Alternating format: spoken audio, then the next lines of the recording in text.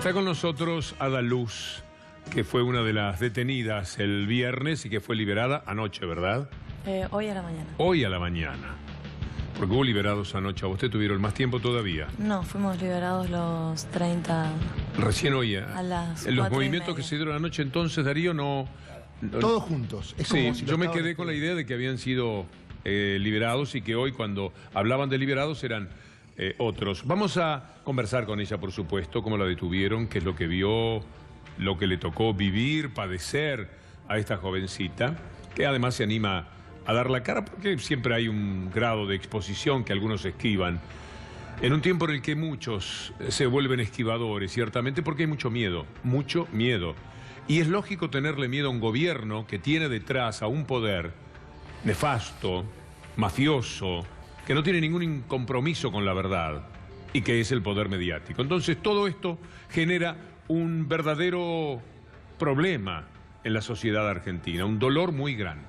Nosotros les vamos a preguntar un informe que hemos realizado, que hemos preparado con Adrián Guillot, con Andrés Casasnova, con todo el equipo de producción en realidad, como siempre, y acto seguido vamos a conversar con ella y vamos a ir también pormenorizadamente tratando de, con las imágenes, entender qué es lo que ocurrió en esa noche del viernes cuando el gobierno y los medios, Clarín y Nación, se negaban enfáticamente a que la nota fueran las 250.000 personas que concurrieron a la Plaza de Mayo para preguntarle al gobierno dónde está Santiago, dónde está Maldonado. No podía ser esa, de ninguna manera, la tapa de estos diarios de basura periodística de estos últimos años en especial. Querían otra tapa. Se necesitaban los líos que la policía supo armar, como va quedando cada vez más claro, sobre todo con la elemental prueba de que fue detenida ella. Pero no fueron detenidos ninguno de los que ustedes van a ver entrando verdaderamente a sembrar el caos donde ya había terminado una formidable demostración de civismo. Este es nuestro informe. A un mes de la desaparición forzada de Santiago, el Estado sigue negando su desaparición en manos de la Gendarmería. ¿Dónde está Santiago? ¿Dónde está Santiago Maldonado? Gendarmería, ¿dónde está Santiago Maldonado? Patricia Bullrich, Mauricio Macri, ¿dónde está Santiago Maldonado? ¿Dónde está Santiago Maldonado?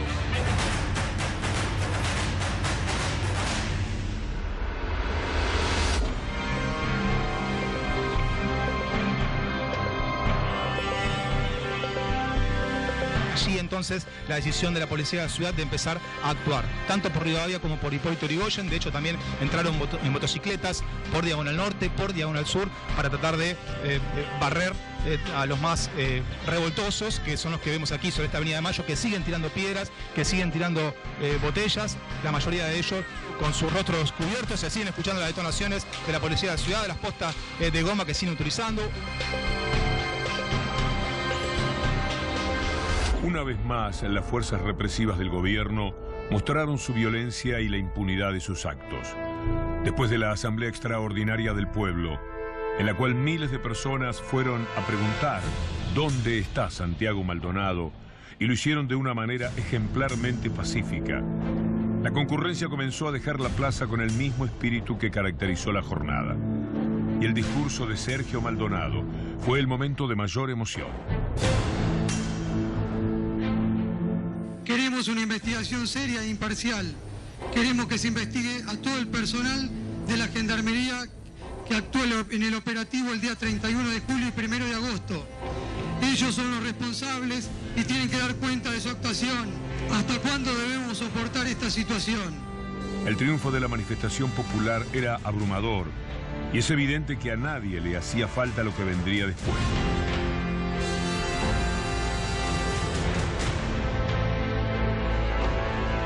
Pero este grupo de no más de 60, 70 personas que siguen sobre la Avenida de Mayo no toman la decisión de dejar el lugar. La estafa del gobierno se hizo presente una vez más, como había sucedido en la primera manifestación unas semanas atrás. Entonces, la policía feroz del gobierno, animada por la vieja apetencia del olor a sangre y gases, se hizo presente en la plaza.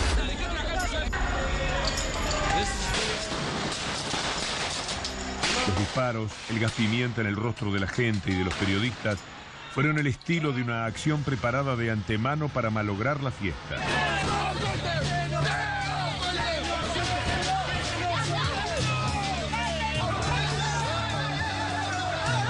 En el vientre del compacto avance se descubrieron a los verdaderos infiltrados, aquellos que se desprendían de la fuerza del choque y a la vista de ellos desataban la orgía de violencia.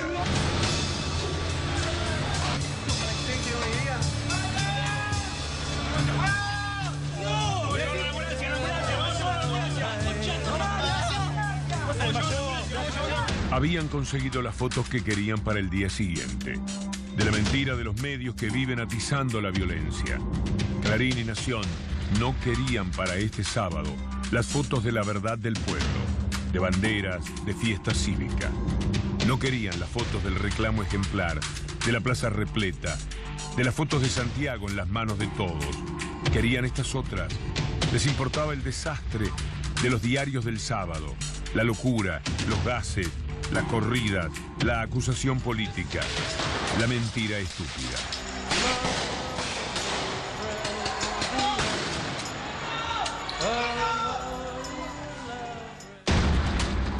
Muchas gracias a nuestros compañeros de edición por este material. Esta fiesta cívica, del dolor también, esta convocatoria, fue arruinada de esta manera por la policía y los manifestantes, de los cuales los manifestantes infiltrados, por llamarles de esa manera, los encapuchados. Ahí están.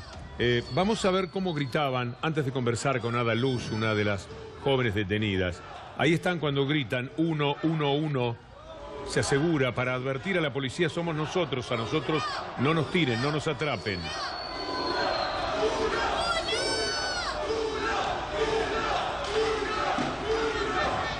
Apréciese con la tranquilidad con la que se movían, el desparpajo con el que lo hacían.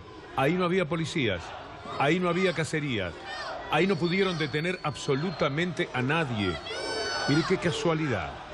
En cambio, a quienes se iban de la plaza, a quienes corrían despavoridos frente a la manifestación de poder de la policía, sí los podían atrapar. Estas banderas que nunca se habían visto, ¿a quién corresponden? ¿De quiénes son cada una de esas banderas? ¿A quiénes representan? Si fuera verdaderamente político, un acto que atravesó absolutamente todo el espectro político, yo estuve con Miriam Bregman, con Marcelo Ramal, con Daniel Filmus, si de políticos hablamos, con Yasky, con Catalano, Mena, si de sindicalistas hablamos, con muchísimas personas. ¿Quién podría pensar que podía haber algo mejor que la demostración de las 250.000 personas? ¿A quién se le podía ocurrir, si tenía algún interés político en todo esto, que los desmanes podían ayudar políticamente? ¿En qué cabeza cabe? ¿Cómo es que se permiten los diarios Clarín y Nación jugar de esta manera? Ada Luz, ¿cómo fue tu historia el viernes? El viernes, en el momento en el que me atrapan, fue en realidad como muy intensa toda la situación. Creo que todo el fin de semana fue como muy impactante, y en el momento en el que a mí me agarran fue el momento en el que son más o menos las 8 de la noche, en un momento en el que vienen por Avenida de Mayo un equipo de 12 motos más o menos, disparando balas de goma a la gente que estaba desconcentrando, que estaba alejada de lo que era el sector de las vallas. Y esas motos disparando balas de gomas empiezan como llaman la atención de alguna manera, creo que lo pude entender recién después, y vuelven a doblar, hacen una cuadra sobre Avenida de Mayo disparándole a la gente directamente, y vuelven a doblar. Y en el momento en el que volvimos la vista hacia lo que estaba pasando en el medio del lugar, habían aparecido desde donde estaban las personas, los manifestantes, personas vestidas de civil, que se han visto poner chalecos color bordó, que son otros distintos a los que vienen detrás de lo que es la barricada. Y esas personas empiezan a atrapar a las personas que estaban ahí desparramadas inmediatamente después de que sucede esto de las motos. Las motos llaman la atención, las personas se asustan porque todos quedamos tremendamente impactados por la situación, y cuando nos dimos vuelta estábamos rodeados por todos lados de policías pateando gente literalmente. Yo estaba parada en un lugar muy alejada de lo que era, como para ubicarlo, de lo que eran las vallas puestas, por ejemplo, y enfrente mío, a unos metros, un policía empuja a una chica y la tira al piso, y otra chica que estaba cerca le grita soltala. En el momento en el que grita soltala es como que se le va acercando y aparece otro policía que le pega una especie de patada voladora o algo así y la tira al piso de la patada que le da al costado, pero la agarra como en la cadera y la tira de la patada. En el impacto, cuando me doy cuenta, me gritan a mí quédate quieta, y se me tira encima uno de estos oficiales vestido de civil, y forcejeo yo con el sujeto, y se me vienen dos más, y entre los tres me agarran y me ponen los precintos y me dicen que estaba detenida y me llevan. ¿Muy brutalmente te trasladaron? En el momento en el que me agarran, cuando me agarran los tres juntos, me tiran al piso, recibo patadas, tengo hematomas en las piernas de este tamaño, y cuando me ponen los precintos y me trasladan hacia donde estaban, no sé, los móviles, fue todo absolutamente brutal, con el trato, con la verbalidad, pero obviamente ese trato no se redujo únicamente a ese momento, sino que fue la constante de todo el fin de semana, de un maltrato psicológico y verbal constante, y una especie de búsqueda del quebrantamiento, de la fortaleza de uno, de una ¿Cómo pudiste confusión. hacerle saber a tu familia que estabas detenida? Nosotros estuvimos alrededor de 3 horas o más, casi 4 creo, en el piso ahí, con los precintos puestos y todo, hasta que nos suben al móvil de traslado, es una Iveco, y en el momento en el que nos suben al móvil, permanecemos ahí tanto tiempo y nos trasladan, y en el momento del traslado nosotros veníamos todos lastimados con los precintos, pero había chicos a los que les estaba cortando el precinto y que ellos se negaban a cambiárselos. Entonces, haciendo maniobras, sacamos de mi mochila, de los útiles escolares que yo tengo, porque voy a la facultad, de la cartuchera una tijera, y logramos cortarle a este chico los precintos, y nos cortamos algunos de los precintos como para poder estar, porque estábamos como muy incómodos, y usamos el teléfono de una de las chicas. ¿Cómo y fue en estar secreto presa? llamó. ¿Cómo fue estar presa? ¿Cómo transcurrieron las horas? Fue absolutamente desolador, pero se dio una situación muy como una fluctuación entre dos situaciones emocionales muy fuertes, porque desde un punto teníamos como ese trato despectivo de los oficiales de policía. Creo que muchos de nosotros conocemos el trato de desprecio o de goce que utilizan, de cinismo. Estuvimos incomunicados, a mí me fue a ver un abogado particular y no lo dejaron pasar. En otras ¿De comer comunas, qué les dieron? Yo me negué a comer desde que entré hasta que salí, pero de comer supe que les dieron sándwiches de cosas que no se saben, no sé, sándwiches, pero... ¿Beber, ir al baño? ¿Cómo era? No, todo ahí. En una de las comisarías estuvimos en un calabozo individual cada uno, con el baño en la misma habitación, y en Comodoro Pi estuvimos en un calabozo común, con inodoros a la vista, con cucarachas, con frío, con ¿Escenas como situaciones. esta viste? Sí. Sí. Sí. No, Bueno, o sea, en lo que los contaste- momentos... Lo que sí, contaste sí, de sí. esa chica ya era suficiente. Exactamente, sí. ¿Esto lo pudiste ver en directo? Hay situaciones que vi en el informe que no sucedieron cuando yo estaba ahí. No, nada de eso vi, no... Hay más fotografías que tienen que ver con esa acción. Esa chica se llama Melissa, si no me equivoco, soy un poquito corta de vista, pero por la imagen ya la había visto, y estaba detenida conmigo, y le golpearon la cara con el asfalto. En el piso, sí. Sí, y los médicos ni siquiera... un médico le dijo que la tenía que revisar para ver si tenía lesiones y que la tenía que revisar en ropa interior, pero que ella se podía negar.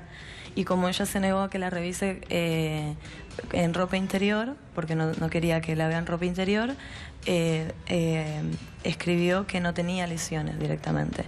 Y su cara estaba explotada. Perdón, Víctor Hugo, tengo entendido que hubo un caso donde hicieron desvestir a algunas chicas. Hay un par de situaciones que se dieron que, bueno, son como dramáticas. Nosotras nos fuimos enterando ya en Comodoro Pi cuando estuvimos un poco más juntas y estuvimos hablando. Una de las chicas nos contaba que las desnudaron completamente, las hicieron agacharse, toser para ver si tenían cosas guardadas o abusos de ese estilo que no tienen ningún tipo de razón de ser para la situación de la que veníamos. ¿Qué aprendiste en estas Uy, vivencias que te dejó lo del viernes? Creo que no. ¿Qué sabes de nuevo, tan joven como sos? no soy tan joven, pero no podría... Es demasiado lo que pude llegar a ver. Es demasiado. Me di cuenta de que hay una observación, hay un seguimiento policial, o sea, el aumento de la policía en Buenos Aires ha incrementado, o sea, el aumento ha incrementado, es medio redundante, pero ha aumentado muchísimo y me resulta peligroso. Nos tomaron datos, infinitos datos infinitas veces. Era ridículo para nosotros repetir tantas veces nuestra información y nuestras huellas digitales y por todos lados, pero el problema es que eso se dio en distintas comisarías y al mismo tiempo entre los valores que el juez decidió conservar están las llaves de nuestras casas, por ejemplo, los celulares de todas las personas, están los pendrives que podríamos tener, las memorias. Cambiaron las cerraduras ya, supongo, algunas, ¿no? Por supuesto. Ada, perdón, Por esto supuesto. que vos estás contando y le contabas recién previamente a Víctor Hugo, a Darío, ¿lo tuviste que declarar en sede judicial? Porque a mí lo que me habían dicho es que las indagatorias habían sido como muy generalistas, que no habían ido al hueso del accionar judicial. No, nosotros no tuvimos acceso a mi expediente, ni yo ni mis abogados, y todo esto no lo planteé, simplemente negué absolutamente lo que estaban... Las acusaciones. O sea, las acusaciones que eran absolutamente... o sea, yo no estuve en un lugar en el que hayan ocurrido las cosas que mencionaban, en absoluto. Perdón, ¿había testigos en el acta? Porque lo que se dice que en las actas no había testigos de tu detención, por ejemplo. No, en ningún momento llamaron testigos. Es que la justicia lo que está sospechando y lo que va a investigar, de allí las medidas de prueba del fiscal Ramiro González y el secreto de sumario del doctor Marcelo Martínez de Giorgi, es que los sumarios estuvieron, no sé si el término, Darío, es adulterados, pero algo por el estilo. Hay un delito que se llama falsedad ideológica de instrumento público, es decir, insertar datos que no se corresponden con la realidad. Y esto es muy grave. O sea, los policías pueden ser acusados de delitos graves. Y me llama la atención que hasta ahora la política, es decir, no haya tomado ninguna medida con los responsables de este operativo. Policía de la ciudad. Exactamente. Porque ayer yo consultando con Casa Rosada, lo voy a decir de un modo elegante, lo que me decían es, habla con Ciudad de Buenos Aires. En el momento donde se estaba ocurriendo la detención de ellos y las indagatorias en Comodoro Pi, le preguntaba, ¿hay alguien hablando con el juez o con el fiscal? Porque lo que me están diciendo de Comodoro Pi es que no la están pasando bien. Eso preguntaba en Rosada y lo que me decían es, habla con la Ciudad de Buenos Aires. En Ciudad de Buenos Aires nadie me respondió. Perdóname, ¿te dejaron hacer el llamado más allá del que lograste ser vos? No, en ningún momento. Porque recordemos que ella estuvo incomunicada y de acuerdo a la ley, Víctor Hugo, una persona que es detenida tiene un derecho a hacer una llamada, como vemos en las películas, y no le dejaron hacer la llamada. En ningún momento. Y estuvieron incomunicada 48 horas. El primer contacto que tuvimos con otro ser humano fue porque el resto fue con policías. ¿A qué hora te detuvieron? A las 8 de la noche del viernes. Y el primer contacto que tuvimos con otra persona fue el domingo a la tarde, a las 4 de la tarde aproximadamente, que fue directamente con los abogados. Y después de que tuvimos una discusión muy grande con los policías dentro de lo que era Comodoro Pi. Tuvimos bastantes encuentros de discusiones porque estaban avasallando nuestros derechos y nosotras teníamos conciencia de eso. Reclamábamos nuestra llamada, nos dilataban los procesos constantemente, no nos daban información sobre lo que iba a pasar con nosotros, no nos daban información sobre cuál era el siguiente paso, no nos daban nos tenían una indeterminación, como si ellos realmente fueran poseedores de nuestra existencia en ese momento. Muchas gracias por tu decisión de contarnos esto que me parece que es muy aclaratorio de cómo fueron las cosas, si es que se necesitaba, pero siempre un testimonio en primera persona adquiere otro valor y hoy día, parece mentira, esto tendría que ser normal, hay valentía en quien da la cara de esta manera como esta joven que nos acompaña de luz. ¿Ibas a decir algo más? Sí, a mí me gustaría, escuchaba lo que decían antes y es muy real esto de que se corre el foco de lo que es el reclamo de la gente por la aparición de Santiago y creo que es imprescindible que tomemos conciencia de que no estamos solos, aunque todos los estamentos gubernamentales nos hayan dejado liberados a su deseo, pero es necesario que de verdad tomemos conciencia de que